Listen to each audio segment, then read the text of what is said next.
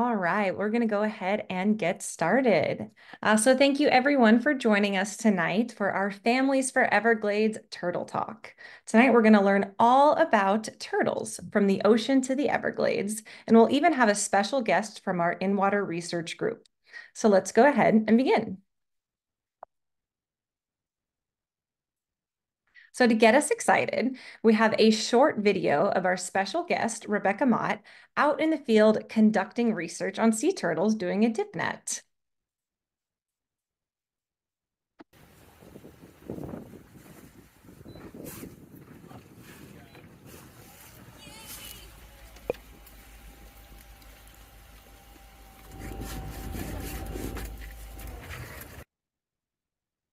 Pretty exciting stuff. Awesome. So just real quick introductions. My name is Kim Gooch. I'm the digital marketing coordinator with the Everglades Foundation. The Everglades Foundation is a nonprofit that works to restore and protect America's Everglades through science, advocacy, and education.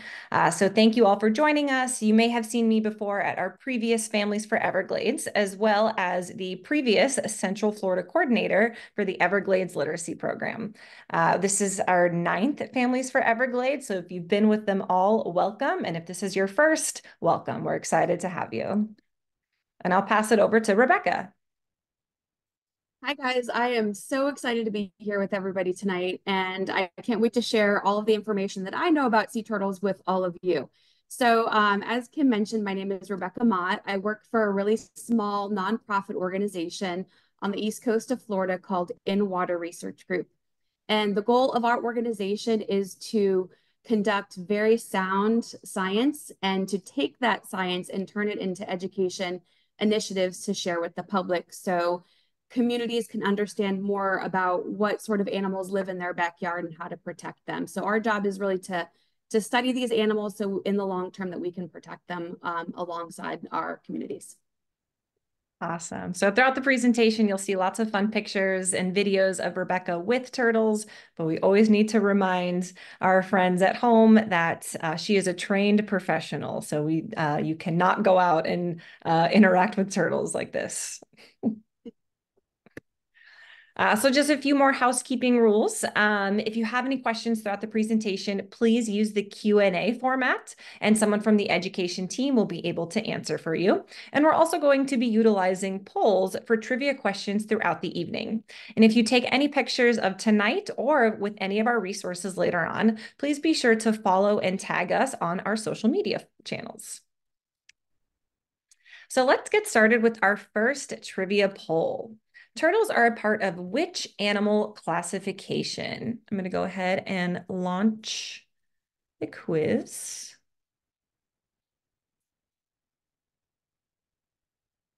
Oh, there it is. Zoom changed up on me. All right, so let me know if you can see the poll. Go ahead and answer. Excellent. So turtles are either amphibians, mammals, reptiles, or fish. We'll give everyone a few moments to answer.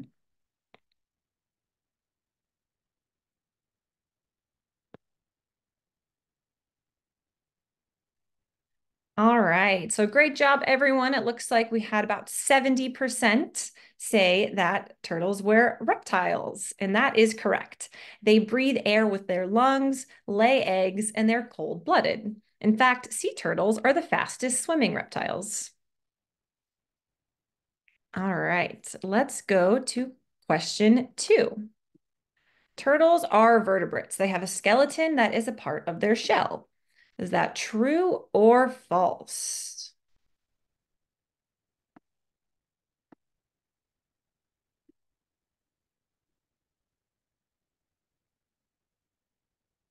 I have to relaunch it. Sorry, Zoom. Always fun.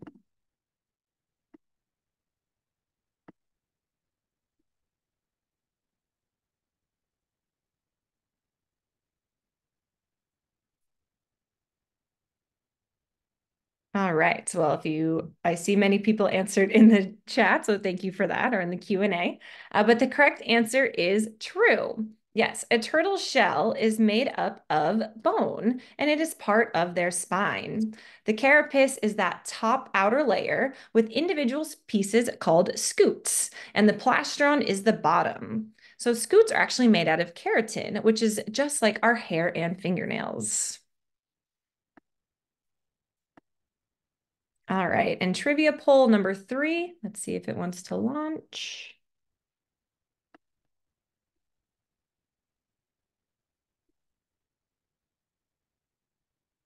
It is, which is the largest species of sea turtle?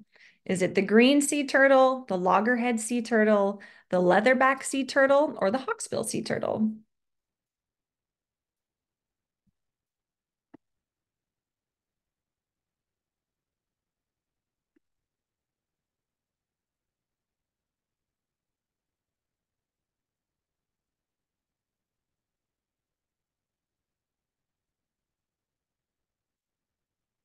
All right, I see many guesses again in the Q&A. Thank you. The correct answer is the leatherback sea turtle, and we'll learn more about him in just a little bit. So thank you all for answering. We're going to move on to learn a little bit about the differences between tortoises and turtles. While turtles might not be the most famous reptiles in the Everglades, they certainly shouldn't be forgotten. There are actually over a dozen known turtle species living in and around the Everglades, with a few species of tortoise and terrapin as well. So let's talk about the difference between a tortoise and a turtle. Well, surprise, they're actually all turtles, technically speaking. They're in the same group, testudines, meaning that their bodies are surrounded by shells that are fused to their ribs and vertebrae. So how can we tell the difference? A big one is their habitat. Tortoises like to live on land, and turtles will typically spend time in water and on land, and sea turtles will live in water and only come on land to lay eggs. Also, their shell shape is a good indicator. Tortoises will have that high dome-shaped shells, while typically turtles will have a flatter, streamlined shell that helps them move through water. You can also take a look at their feet. Tortoises will have stumpy, flat-bottomed feet with strong toes for digging, and they move very slow, where turtles will have webbed toes or flippers for paddling through water. In fact, sea turtles' toes are fused together to create those flippers to help them swim. And of course, we have diet. Now, tortoises will typically eat only plants, where turtles are going to eat a variety of plants and animals, some eating insects, fish, crustaceans, even mammals. And sea turtles will eat other animals or a mix between plants and animals, such as fish, seaweed, sponges, jellyfish, and crabs. But let's talk about tortoises. So, did you know that there's actually only one species of tortoise that's native to Florida? And it's the gopher tortoise. So, gopher tortoises like to live in upland habitat throughout Florida, including forest, pastures, and yards. And they're considered a keystone species. So, keystone species are a species on which other animals rely upon. And if that species were removed from the ecosystem, it would change drastically. So, gopher tortoises, they dig deep burrows for shelter and share these burrows with more than 350 other species, including the federally threatened eastern indigo snake, which relies on these gopher tortoise burrows. Their primary threat is habitat loss through destruction, fragmentation, and development. And because of this, in Florida, they're protected under state law and listed as threatened. In fact, the Florida Fish and Wildlife created the Gopher Tortoise Management Plan to minimize the loss and increase and improve habitat, and to protect these populations and maintain their function as keystone species here in Florida. There's so many resources online about how to make your yard gopher tortoise friendly, how to ID gopher tortoises and burrows, as well as educational resources pages in both English and Spanish. And we'll also send you some information about Gopher Tortoise Day, which is next week on April 10th. So that's the only species of tortoise that we have here in Florida, but we do have many species of freshwater turtles or land turtles that live in the Everglades. Here are just a few of the species that you might see.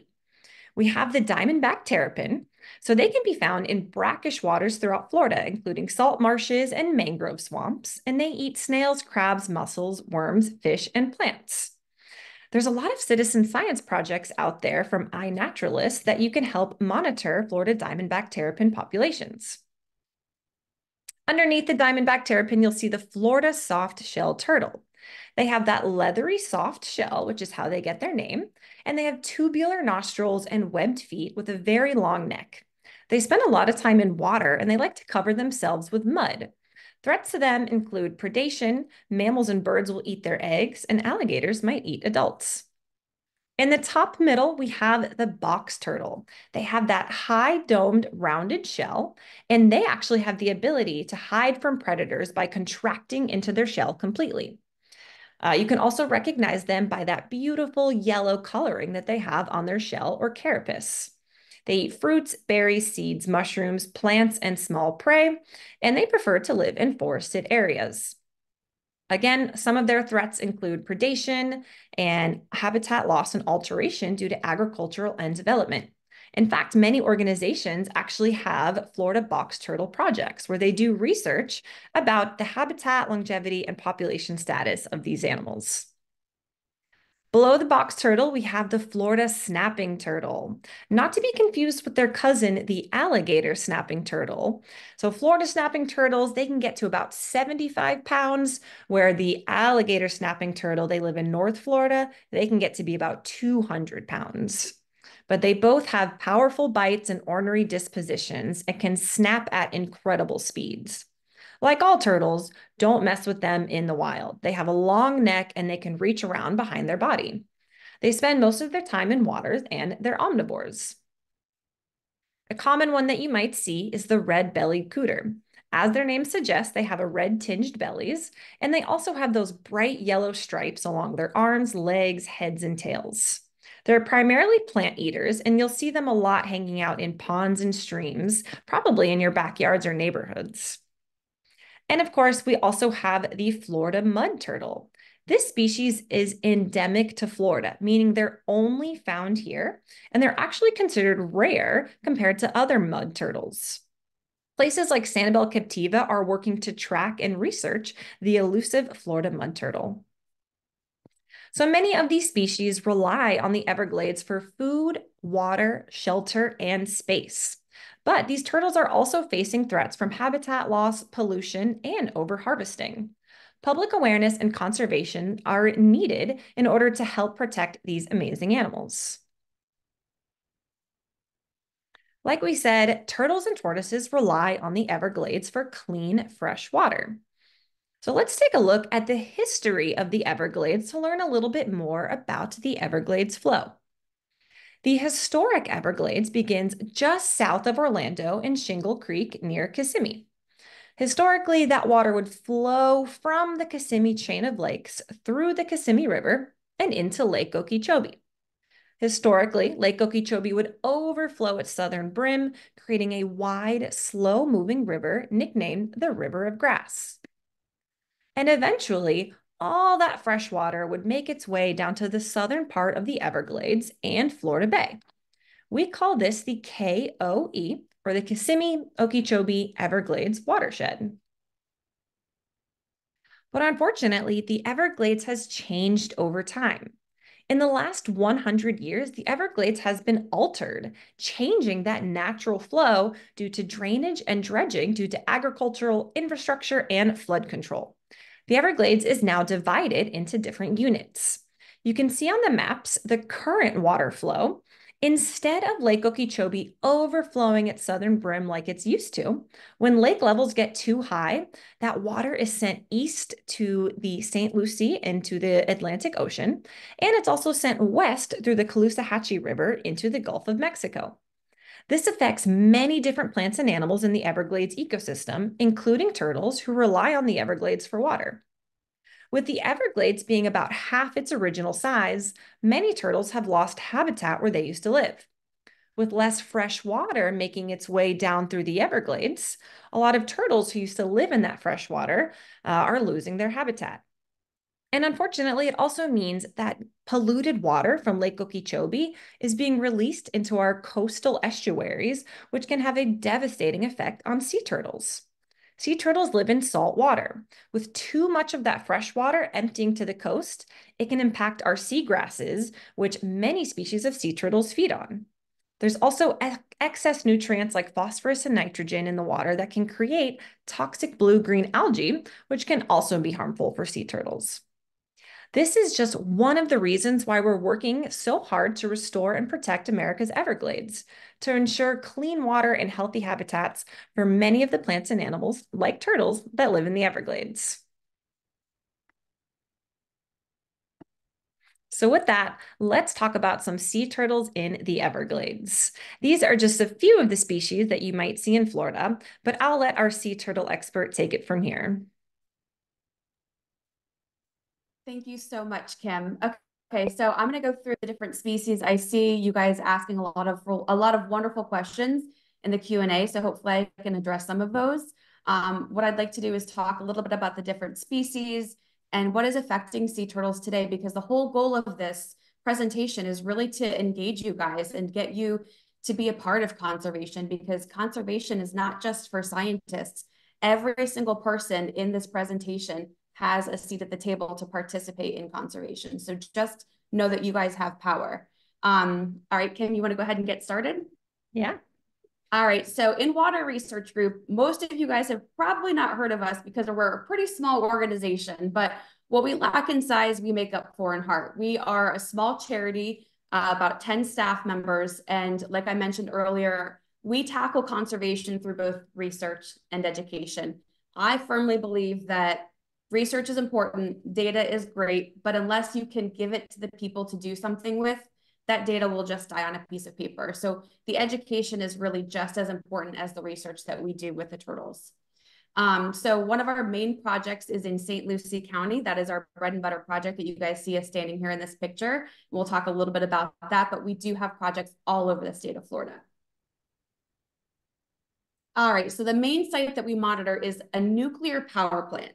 Now, I think a lot of people are going to say, well, nuclear power plant doesn't really sound safe for sea turtles. It doesn't really sound like where sea turtles should be. And you are 100% right. So Kim, if you can go to the next picture to pull it up. This is the St. Lucie nuclear power plant on the east coast of Florida. Now, the power plant sits on the coast because it does pull in ocean water to cool the nuclear reactors. So the bottom channel of water that you guys see on the bottom part of the screen that leads from the ocean, kind of in a U shape and back out, the bottom part is where we monitor, and that is the intake canal. So what that does is it brings in about 1 million gallons of seawater every single minute. But the cool part about that is sea turtles are very curious animals, and what they'll do is look for structure. Now, these pipes are off the coast and they're covered in structure. And so these animals will find their way in there, and they sort of take a really chill ride underneath the dune through that pipe system. But luckily, sea turtles can actually hold their breath for several hours. So going through that pipe really quickly is not harming them in any way. What happens, and I think there might be one more picture after this, Kim, if I'm not mistaken. Nope, go back. Sorry. Is these turtles get sort of stuck in one area because once they come in, they enter this area. It looks about the size of a football field, but it's all water. And that body of water is what we monitor. Our job is to be sort of like the turtle lifeguards, and any turtles that come into that particular area, it's our job to remove them. But the cool part about this site, you guys, this is where the cool part comes in. We see anywhere from 300 to 900 individual turtles every single year. And for a scientist to be able to deal with that many individuals, that much data is unheard of. No other organization encounters that many animals. And the important thing about why it's valuable for us to have those interactions is all of that data, all of this information just tells us so much more about these animals and helps us protect them. It also helps us to share this site with other scientists that do things that we don't do. So they might be doing genetic studies, looking at how turtles are related, or they might be doing studies with migration to look how turtles are migrating between countries. And that's just not something that we do. So we invite scientists from all over the world to come to this site and collect samples and collect data So this site, while it might seem kind of like a knee-jerk reaction to not be good, this is actually a hub for conservation. This is one of the most amazing research sites that I've ever visited in my life, and it has a really wonderful outcome. So I'll just say that about the St. Lucie site. That's just one of our sites that we monitor. And then in addition to that, we also have research sites in all around the state of Florida. So that station is really kind of anchored in one location. The cool part about that location is, in addition to all the turtles that we get, right? Most of the times that we interact with turtles, like you guys can see here in this picture, we're out in their environment. It's really hard for us to know where they are. So for us to be able to kind of sit there and have the turtles come to us, it's amazing, because typically whenever we study turtles in the state of Florida, the majority of the time we're studying them when they're nesting. But that's very limiting, because when we study only nesting turtles, we're only studying girl turtles, only females, only adults, only 3 out of the 7 species that we see worldwide. And we only study them at nighttime and in the summer months.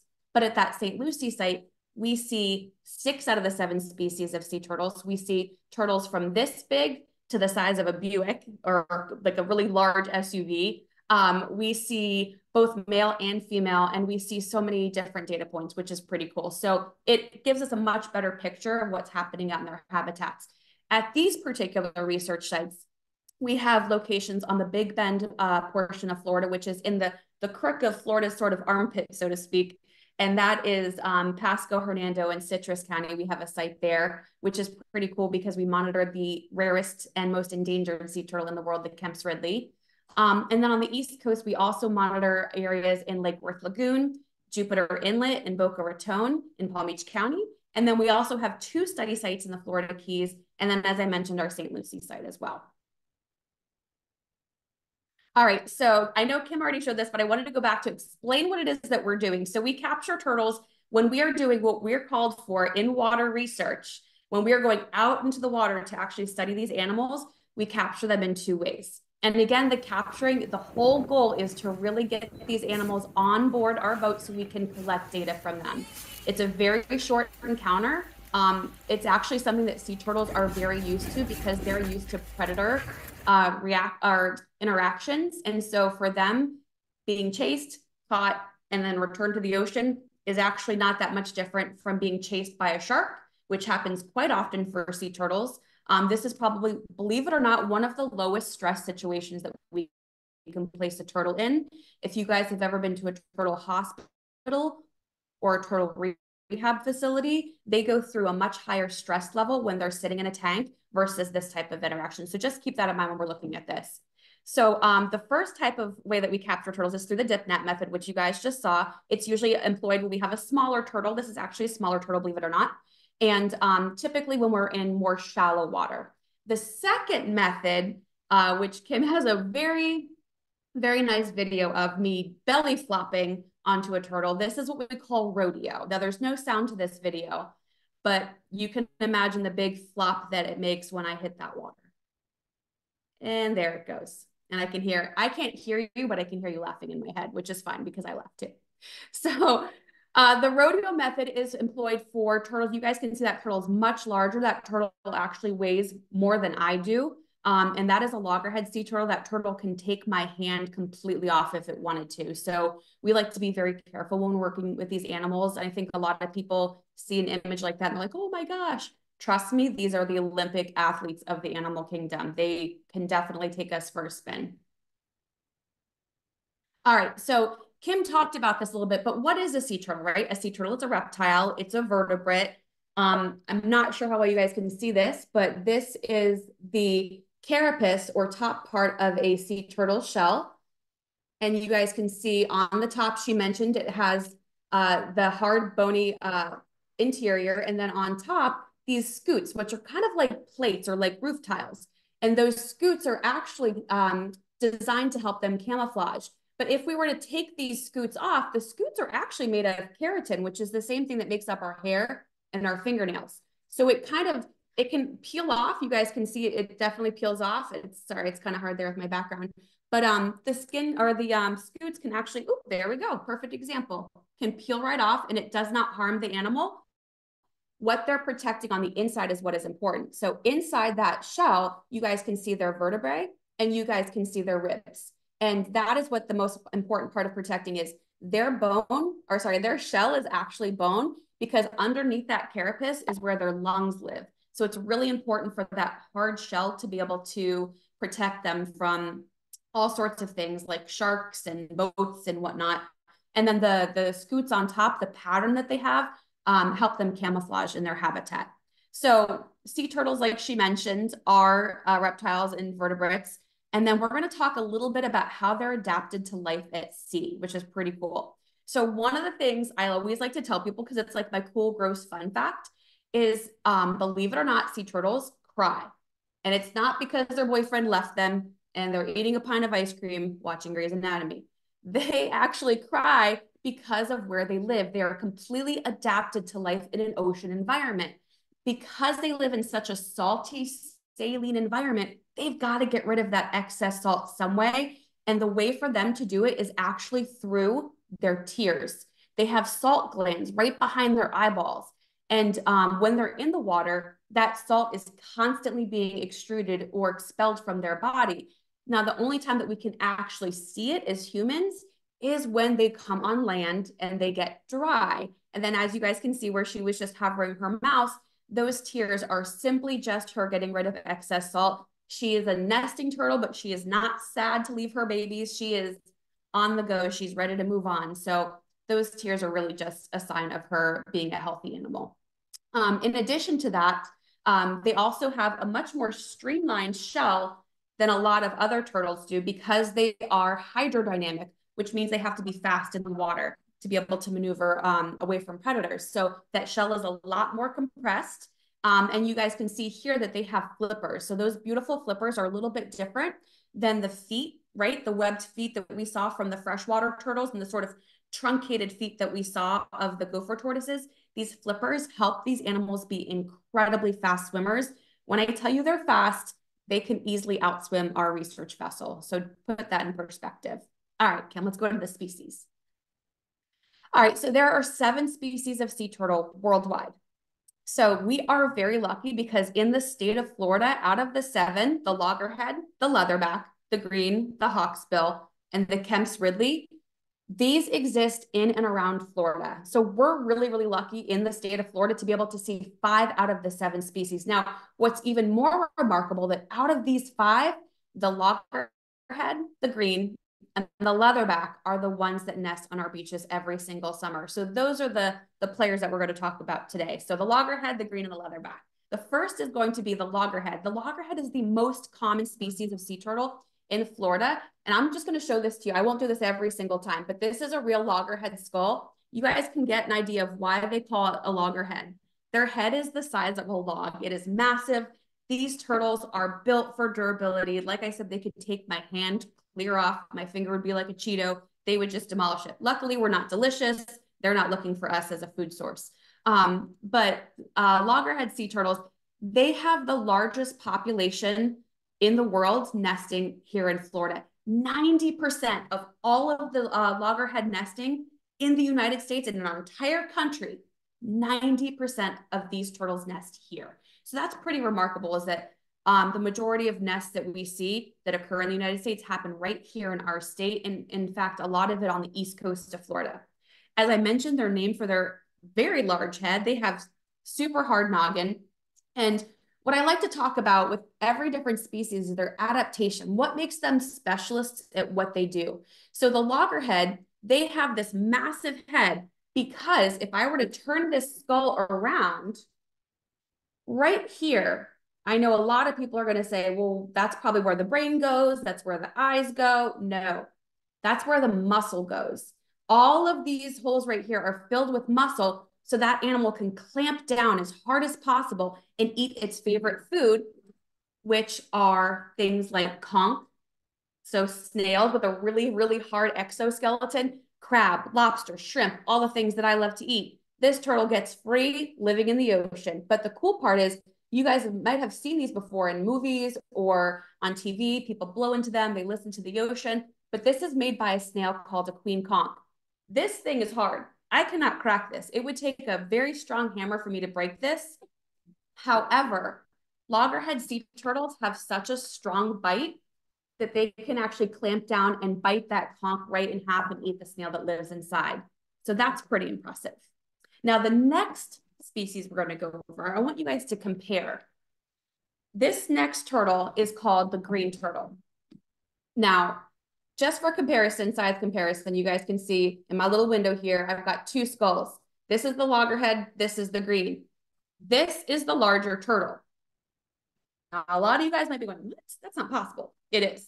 So green turtles just comparatively have a much smaller head, even though they're a bigger species.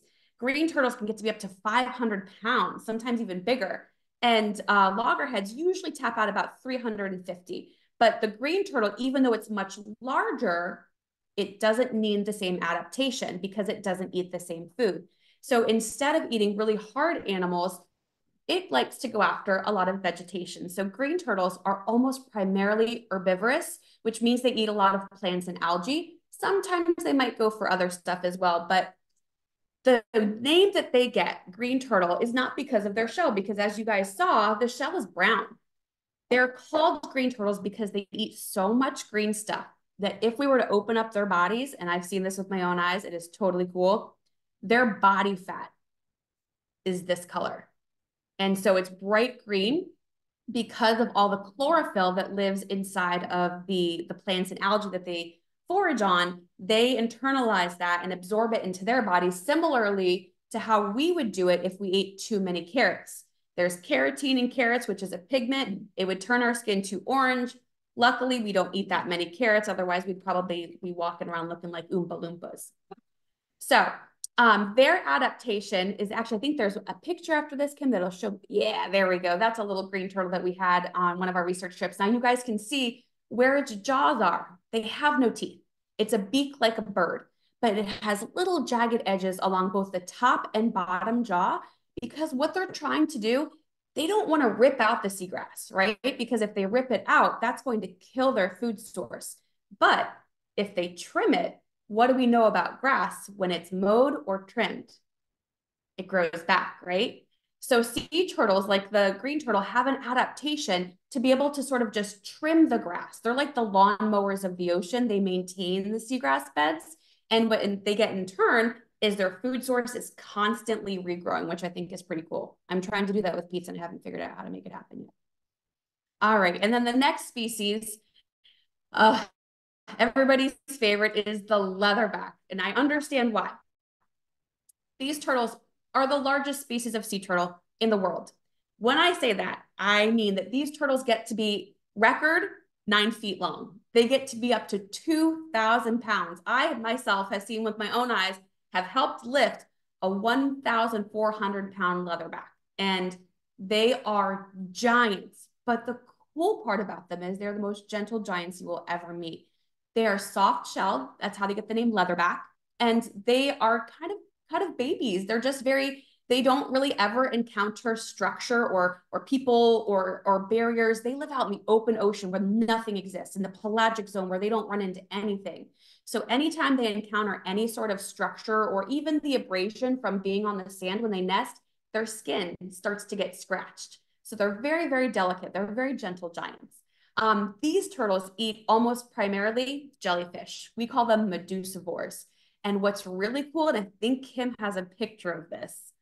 Yes, I also have one here with me. I don't know if we can see that, but this is actually an esophagus, which is up on your picture on your screen there, of a leatherback. Now, this is their throat. So imagine if you live in the ocean, in the water, and every time you open your mouth, your food might just float right on out of your mouth. So the way that they keep that food not only in their mouth, but carrying down their throat like a conveyor belt is through what we call papillae. And these little papillae are very soft and kind of spongy, and it just helps the food travel down the throat all the way into their stomachs so it doesn't float back out of their mouth. So that's pretty cool. All sea turtles have them, but it's the most apparent and prominent in the leatherback sea turtle. To me, it looks like something came out of Stranger Things, and I love it. Their adaptation, on their skull, on the top jaw, they have little hooks sort of built into the jaw. No other sea turtle has that. And you have to imagine if we eat nothing but slippery jellyfish, and these are jellyfish the size of a car, it's pretty slippery. So for them, they have to be able to hook onto their food and tear at their food. It's kind of like having a fork and knife built right into your mouth. So these turtles, they have that adaptation of the notches in the top and the top jaw. Another adaptation they have is their soft, leathery shell. And I want you guys to imagine these turtles dive so deep, they can dive deeper than a Navy submarine. That's how far down they can go, where there is no light and there is very, very minimal life. So in order to be able to withstand all of that water pressure, think about a 5-gallon bucket. That's heavy. Think about all of those 5-gallon buckets being pushed down upon you. That's water pressure. So their shell is soft so it can expand or grow and contract, shrink underneath that water pressure. It's the same thing that happens to our ears anytime we're in an elevator and we get to a top floor, or we're in an airplane, or we go up to the mountains. That change in atmosphere pressure has us regulating, but in a very different way because we don't have shells. So in addition to those three, we also have, I'm going to talk really quickly about them, the hawksbill sea turtle. Now, the hawksbill sea turtle is probably really well known to a lot of your grandparents, because this turtle was very, very popular many, many, many decades ago because of their beautiful shell. And I want you guys to take a look at that picture that Kim has up here. You can see how their shell, see how those scutes are overlapping? They're the only species of sea turtle that has that. It's called imbrication. It makes them look like roof tiles. And the pattern on their shell is just so beautiful that unfortunately these turtles were hunted near extinction until 1973, when the Endangered Species Act took place. And a lot of different countries started adopting conservation practices for these animals because they were going near extinct. In fact, the green turtle back in the 1940s was almost extinct in the state of Florida, because not because of the shell that people were collecting and turning into jewelry and combs and things like that. Green turtles were hunted for their meat, and they were actually eaten very commonly by people that were around in the 30s, 40s, and 50s, and that's why they were almost extinct. But luckily, again, we started practicing more conservation-minded activities, and their populations are rebounding. But these turtles eat almost entirely nothing but sponge, and that's how they get their name. Their beak is very narrow, shaped like that of a hawk, of a bird, and that helps them pick the sponge out of the coral reef, and it helps them maintain that ecosystem as well. And then lastly, one of my favorites is the Kemp's Ridley. These turtles are adorable. They are the smallest. They only tap out at about 100 pounds, and they're the rarest sea turtle in the world. They're also the most endangered species of sea turtle in the world. And I will tell you that there's a massive population on the west coast of Florida, which is pretty special that we happen to live in a state where the most endangered sea turtle exists. These guys feed mostly on crustaceans. You guys can see in that picture where that beak comes to sort of a tip. It's a little bit of like a kind of an overbite there. And that helps it pierce the exoskeleton of things like crustaceans. So crabs, lobster, it also loves to eat that. You guys can kind of see it crawling along the bottom floor. That's what they're really known for. But one really interesting fact about these guys is they nest during the daytime. They're one of 2 species that are daytime nesters. And the next video I want to show you is of something called an arribada. And that is essentially when we don't know why, you can see her tears right here. We don't know what tells these females to all collect on the same beach at the same time, but somehow something, a chemical or the position of the moon, something is telling them to go there at the same time. And I want to show you guys this really cool video. She must dig a hole to protect the eggs 1 to 2 feet deep. It can take up to 3 hours for an olive ridley to travel up the beach to lay her eggs. We're talking thousands of sea turtles on the beach at the same exact time, which is pretty cool. All right. And then we'll talk really quickly about how they nest. They do come up at night to avoid predators. You guys can see this female loggerhead coming up here. And then let's skip through. This is a really cool video of her depositing her eggs. Once she's used her front flippers to dig her body cavity, she'll take her rear flippers and dig her egg chamber. And once it's the right size and shape, which looks like a light bulb, she'll start depositing her eggs. And you can actually see her contracting here. That's what those flipper movements are actually contractions. Now, this, I know you guys are going to ask this question in the Q&A. I know it. Where do the eggs come from? Where are they coming out of her body? Well, it's something called a cloaca, and it's pretty much where everything gets excreted out of. And it's also where they deposit their eggs out of. It's actually a small opening in their tail, and it's very similar to how birds only have one opening for excretion. So everything comes out of this hole, including eggs. All right, and then this is what the eggs look like. They look like ping pong balls, but they're very soft, because if they have to drop from a certain distance, if they were hard like chicken eggs, they would crack upon impact. And especially when she puts the sand on top, they would crack. So they have to be flexible. And then lastly, this is what they look like when they hatch out. This is, you guys can see on this image of a little hatchling, it's got a little bit of a kind of a notch coming off of its nose, and that's called their egg tooth. And they lose it over time, but as hatchlings, that's what they use to poke right through that leathery shell, tear it open, and then the one thing that they use to get out of the nest, their brothers and sisters. They actually will use their brothers and sisters to climb right out of that nest and use them as a ladder. You guys can see, this is a video I took many years ago. You can hear my ATV running in the background. But this is called a boil, because when they're all coming out at once, the sand just moves like water boiling. It's really cool to watch. And you can see their little flipper tracks going down to the water. All right, so once they're out of the nest, the mom's gone, right? She has left. They have been incubating in that nest for about, let's say about 60 days. And so after that, when they hatch out, they have to beeline it for the sargassum, because this is what's going to protect them for the first few years of their life. You can see on these yellow fronds of sargassum seaweed, there's little tiny things coming off, and they look like ferns, but they're actually related to jellyfish. They're called hydroids, and this is a lot of what these animals eat. So they have a perfect sanctuary. They're safe from predators. This is where they hang out. This is their nursery ground. And then the biggest threats, this is what I really want to talk to you guys about today. The biggest threats to sea turtles are humans. It is the things that we do, the activities, the behaviors and attitudes that we have as people that really affect these animals the most. So let's go through those, and we'll talk a little bit about how you guys can help protect them. You guys can see here, this is a loggerhead that we encountered with a boat strike clear across the carapace. This is very common, especially here in Florida. All of these injuries, you can see that there's a lot of barnacles and other stuff encrusting the shell. It's not uncommon to see some of that, but because there's so much of it, it tells us that turtle has been kind of slowly moving for a while. So those boat strikes probably told us, hey, look, this turtle's not doing so hot. We got to take it to a rehab facility for care. So in addition to being turtle lifeguards, we're also like the ambulance drivers. We take them to hospitals for care.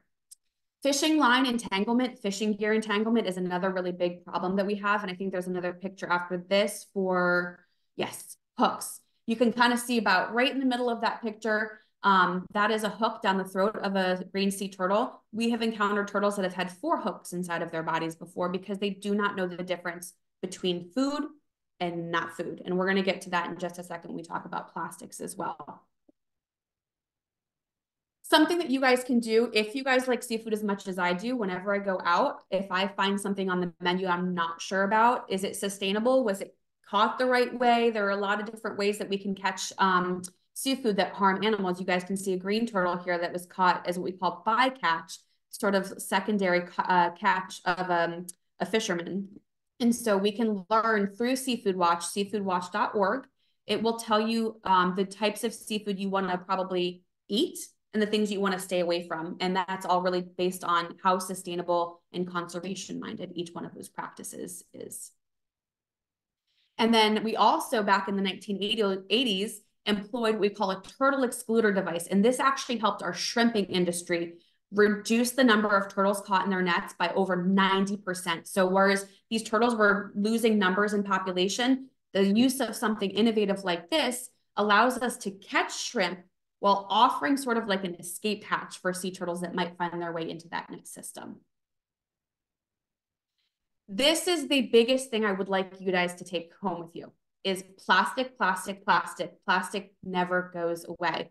Plastic is always in our ocean environments. It's in our freshwater environments. It's in our Everglades. Anything that gets deposited on land will eventually end up in water, out to sea, and it breaks down. It never biodegrades.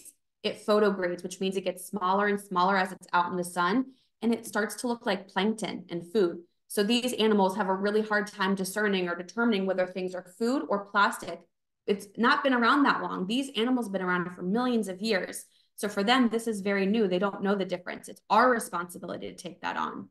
This was a turtle that was rehabbed at the turtle hospital. I've actually seen turtles about the same size that had over 800 pieces of plastic in their body. And unfortunately, they did not make it. So plastic, you guys, is the biggest problem. A lot of people come to us and say, I don't live near the beach. It's not my problem. Every bit of trash that does not end up in a facility of some sort or a trash, like a garbage heap, ends up in our waterways, or it breaks down on land and breaks down into smaller pieces. So about 80% of garbage that exists in the ocean comes from inland, parking lots, playgrounds, backyards, roadways. All of that trash ends right up in our natural environments. And again, turtles and other animals do not know the difference between trash and not trash. So some of the best things that you guys can do is eliminate the amount of plastic you use. I use this everywhere I go. I have my metal straw. I have bags that I reuse. Those are simple things that you can put into your life that will literally be saving sea turtle lives every time you use them. All right. And then lastly, lights as well. So beachfront lighting, but also what we call sky glow, that general glow, that haze of light that we see over cities that stops us from seeing our stars. You guys can see here, you can't actually see any of the stars in the sky because it's called light pollution. So it's not just about the physical pollution that you can touch that lives in the ocean. It's about light pollution as well because it disorients animals. So for example, let's go to that next picture. Oh, no, maybe go back, sorry. Lights and sky glow can actually deter nesting moms from coming up to the beach, or if she comes up, she has been taught for millions of years to go to the brightest horizon to find her way back to the ocean. But look what's brighter now. Which would you go to if you were a sea turtle? The city. We have seen sea turtles in roadways, crossing streets, people's pools, storm drains. So it's really important for us to reduce not just beachfront lighting, but just the amount of lights that we across the state of Florida put up into our atmosphere. And then when you guys encounter sea turtles, if you're lucky enough to see one on the beach, please be very safe, step back. Don't use any lights on the beach, even your cell phones. Anything can really disorient both nesting moms, but also hatchlings when they come out of the nest as well. And then if you do encounter them, step back, stay far away, respect their space, fill in all of the holes you put on the beach, break down the sand castles. Those are barriers for these nesting animals. Beach furniture is another thing. So it's really important for us to adapt our behaviors to be able to save these animals because we have, I'm going to show you guys one more thing and I'm going to leave with this, Kim, because we're pretty much done at this point. Kim, can you give me one more spotlight on this? Yes, absolutely. Because one of the things I do want to mention really quickly is we talked about this being for muscle. This is their brain. So this is an adult loggerhead. This turtle's probably 300 pounds and their brain is about the size of half of my thumb.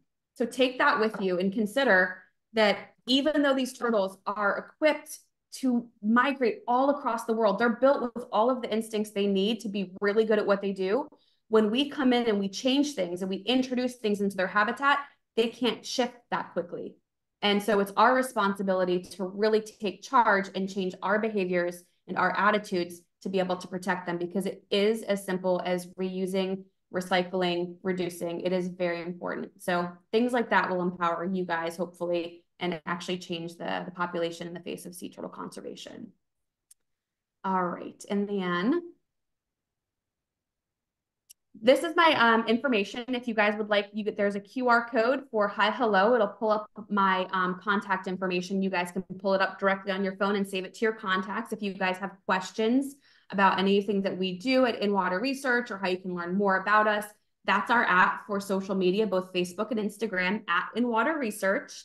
And please feel free to share and follow. And thanks. Yeah, thank you so much, Rebecca. That was absolutely incredible. We just love learning about sea turtles, and we know that In-Water Research is such an incredible partner. Many of our schools, many of our champion schools, many of our teachers have either worked with you or In-Water in the past, and I know there's so many great resources. So speaking of that, like we always do with our Families for Everglades, we'll be sending out a resource packet in the next few weeks, along with the recording of the presentation today, and we'll be sure to send you all of Rebecca's information, her website, and what program she offers for schools in Florida and how you can get involved. So take a picture, but also we'll be sure to send you that shortly. So I know we're almost out of time, but real quick, let's just kind of recap what we went over today. We have the differences between turtles and tortoises, right? Tortoises live on land, turtles spend time in water. Why we should care about turtles. They're incredibly important to the ecosystem, and they're also either endangered or threatened species here in Florida. We also learned a lot about how the Everglades can affect these sea turtles. Freshwater turtles need clean, fresh water, and sea turtles need clean beaches and estuaries. And like Rebecca had mentioned, all drains, all of that stormwater runoff through the Everglades that can end up on our beaches, and that can really affect our sea turtles. There are many different ways we can help, like keeping our waterways clean, lights out for sea turtles, and of course, restoring and protecting the Everglades can help protect their habitats. I'll let Rebecca talk just a little bit about some of the resources that she has. I'm going to keep this super brief. There is our website at the bottom. We do offer programs for both K-12 students and teachers. We do all sorts of collaborations with other wonderful organizations like the Everglades Foundation. But if you guys would like to learn more, I encourage you to visit our website. If you have any questions, you guys have my contact. I would be happy to answer any questions. If you want to get really wacky, start posting some really interesting questions on our social media and confuse the heck out of our social media person because she doesn't know you're coming. Love it. And also we have some great resource with the Everglades Literacy Program, which is the education pillar of the Everglades Foundation. So we work with teachers and students all across the state of Florida with our free standards aligned pre-K through 12 interdisciplinary curriculum. We have additional instructional resources all on our website. And we also offer free Everglades literacy teacher trainings, outdoor learning professional development days. In fact, this one on the beach is within water. So that was a great collaboration day where teachers got to meet with Rebecca and also kind of learn about some of what the research that they do. And we also have classroom presentations, field trip opportunities, and of course, community partners throughout the state. So all of our information can be found at evergladesliteracy.org.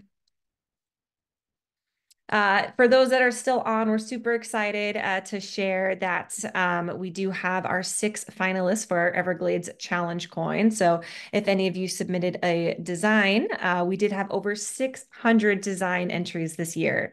So these are our top 6. So please stay tuned. Friday, April 5th, we'll announce the winner on our Facebook page. I'm going to skip through these.